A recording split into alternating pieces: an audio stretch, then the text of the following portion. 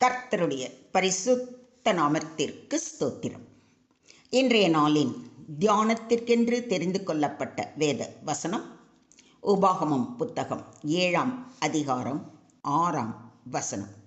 உபாகமம் 7:6. நீ உன் தேவனாகிய கர்த்தருக்கு பரிசுத்த ஜனம். பூச்சக்கரத்தில் உள்ள எல்லா ஜனங்களிலும் உன் தேவனாகிய கர்த்தர் உன்னை தமக்கு சொந்தமாய் இருக்கும்படி தெரிந்து கொண்டார். For you are a holy people who belong to the Lord your God.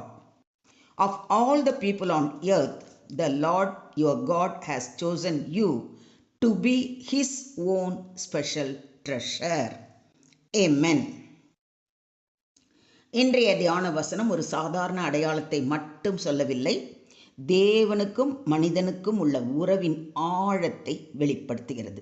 இது குறித்து சற்று ஆழமாக தியானிப்போம். பரிசுத்த ஜனம், பிரிக்கப்பட்ட வாழ்க்கையின் ஆழம். பரிசுத்தம் என்பது வெளிப்புற சுத்தம் அல்ல, அது உள்ளார்ந்த மாற்றமும் வாழ்க்கை நோக்கமும் ஆகும். பரிசுத்தம் என்றால் பாவத்திலிருந்து பிரிவு, தேவனுக்கு அர்ப்பணிப்பு, வாழ்க்கையின் எல்லா பகுதிகளிலும் தேவனை மகிமைப்படுத்துதல்.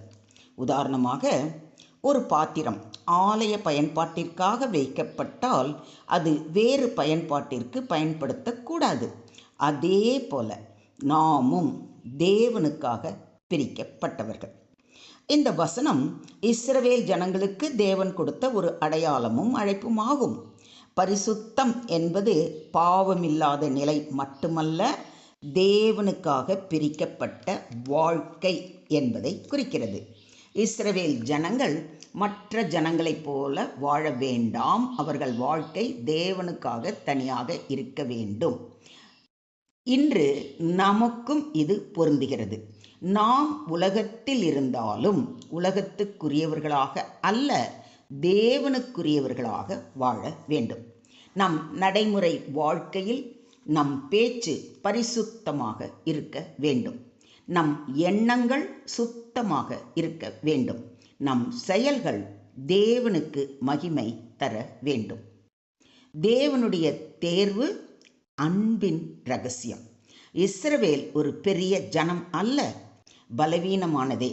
ஆனால் தேவன் அவர்களை தேர்ந்தெடுத்தார். ஏன்? அதற்கு அடுத்த 2 வசனங்களே விளக்கம் கூறுகிறது. கவனியுங்கள். சகல ஜனங்களிலும் நீங்கள் திரட்சியான ஜனமென்று கர்த்தர் உங்கள் பேரில் அன்பு வைத்து உங்களை தெரிந்து கொள்ளவில்லை. நீங்கள் சகல ஜனங்களிலும் கொஞ்சமாய் இருந்தீர்கள். கர்த்தர் உங்களில் அன்பு கூர்ந்ததினாலும் உங்கள் பிதாக்களுக்கு இட்ட ஆணையை காக்க வேண்டும் என்பதினாலும் கர்த்தர் பலத்த கையினால் உங்களை புறப்பட பண்ணி அடிமைத்தன வீடாகிய எகிப்தினின்றும் அதன் ராஜாவான பார்வோனின் கையினின்றும் உங்களை மீட்டு கொண்டார். எவ்வளோ அழகாக தெளிவாக சொல்லியிருக்கு. கவனிச்சிங்களா? இதன் ஆழமான உண்மை, தேவன் தேர்வு செய்வது மனித தராசுகளால் அல்ல, அது அன்பின் அடிப்படையில், அது உடன்படிக்கையின் விசுவாசத்தில். இதே போல நம்மையும் நம் தகுதி காரணமாக அல்ல, அவருடைய கிருபை காரணமாக தேர்ந்தெடுத்தார். தமக்கு சொந்தமாய் இருக்கும்படி தெரிந்து கொண்டார் என்று சொல்லி இருப்பதை கவனியுங்கள். இது மிக பெரிய கிருபை. சொந்தம் என்பது ஒரு வலுவான வார்த்தை. அதாவது நாம் தேவனுடைய உடைமை. அவர் நம்மை பாதுகாக்கிறார், அவர் நம்மை வழி நடத்துகிறார். நாம் அவர் ஜனங்களும் அவர் மேய்ச்சலின் ஆடுகளுமாய் இருக்கிறோம் என்று சங்கீதக்காரன் கூறுவதை சங்கீதம் 103 வாசிக்கிறோம். இது ஒரு அன்பான மேய்ப்பர் ஆடு உறவு, பாதுகாப்பும் வழிகாட்டுதலும் கொண்ட உறவு. தேவன் தேர்ந்தெடுத்தார் என்பதற்கான நோக்கம் வேறுபட்ட வாழ்க்கை, உலகத்தோடு கலந்து போகாமல் தேவனுடைய சித்தப்படி வாழ வேண்டும், சாட்சியாக இருக்க வேண்டும், மற்றவர்களை நம்மை பார்த்து தேவன் உண்மையிலே இருக்கிறார் என்று அறிய வேண்டும். தேர்ந்தெடுக்கப்பட்ட வாழ்க்கையின் பொறுப்பு தேவன் தேர்ந்தெடுத்ததால் விசுவாசமாக இருக்க வேண்டும், தேவனுடைய கட்டளைகளை பின்பற்ற வேண்டும், பிற ஜனங்களுக்கு சாட்சியாக வேண்டும். தேர்வு என்பது ஒரு பெருமை மட்டுமல்ல, பொறுப்பும் கூட. நீங்களோ உங்களை அந்தகாரத்தினின்று தம்முடைய ஆச்சரியமான ஒளியினிடத்திற்கு வரவழைத்தவருடைய புண்ணியங்களை அறிவிக்கும்படி தெரிந்து கொள்ளப்பட்ட சந்ததியாயும், ராஜரீகமான ஆசாரிய கூட்டமாயும், பரிசுத்த ஜாதியாயும், அவருக்கு சொந்தமான ஜனமாயும் இருக்கிறீர்கள் என்று அப்போஸ்தலனாகிய பேதுரு கூறுவதை அவரது 1 நிருபம் 2 அதிகாரம் 9 வசனத்தில் வாசிக்கிறோம். புதிய ஏற்பாட்டில் நாமும் அதே அழைப்பை பெற்றுள்ளோம். நாம் தேவனுடைய ஜனங்கள். இதை நீங்கள் விசுவாசிக்கிறீங்களா? நீங்கள் என்னை தெரிந்து கொள்ளவில்லை, நான் உங்களை தெரிந்து கொண்டேன் என்று நம்முடைய ஆண்டவராகிய இயேசு கிறிஸ்து கூறுவதை யோவான் 15:16 வாசிக்கிறோம்.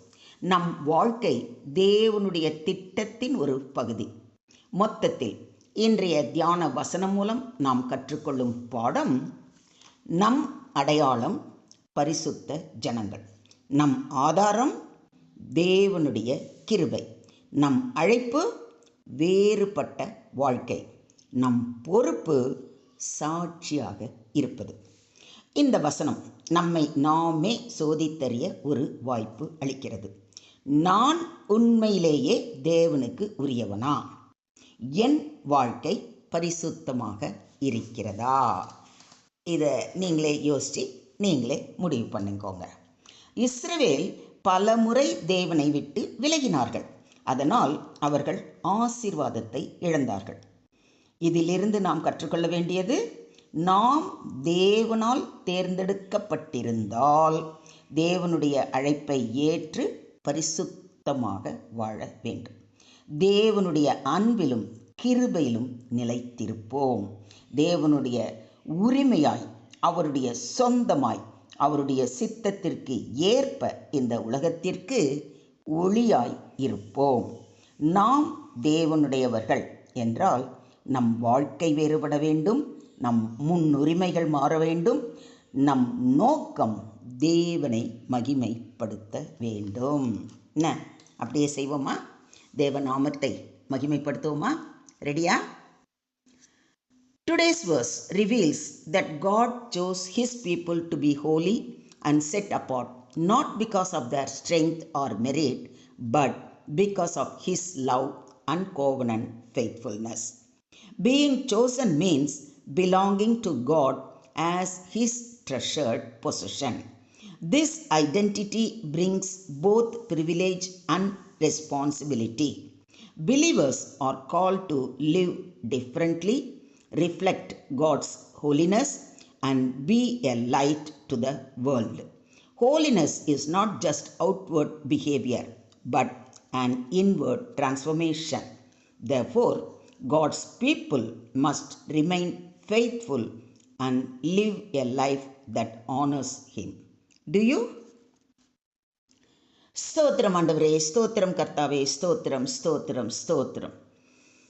கர்த்தாவே, எங்களை தங்களுக்கு சொந்தமான பரிசுத்த ஜனமாக தேர்ந்தெடுத்த உமது அன்புக்கு கொடான கொடி நன்றிகளை ஏறெடுக்கிறோம் அப்பா. நாங்கள் உலகத்தின் வழிகளில் நடக்காமல் உமது சித்தத்தின்படி வாழ கிருபை தாரும். எங்கள் இருதயத்தை சுத்திகரித்து உமக்கு பிரியமான எண்ணங்களையும் செயல்களையும் செய்து நாங்கள் உமது நாம மகிமைக்கு சாட்சியாக ஒளியாக பிரகாசிக்க உதவி செய்ய வேண்டுகிறோம்.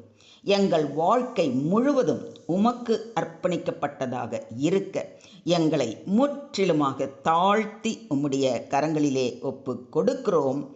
நீங்கள் பொறுப்பெடுத்துக்கோங்க, நீங்கள் வழி நடத்துங்க.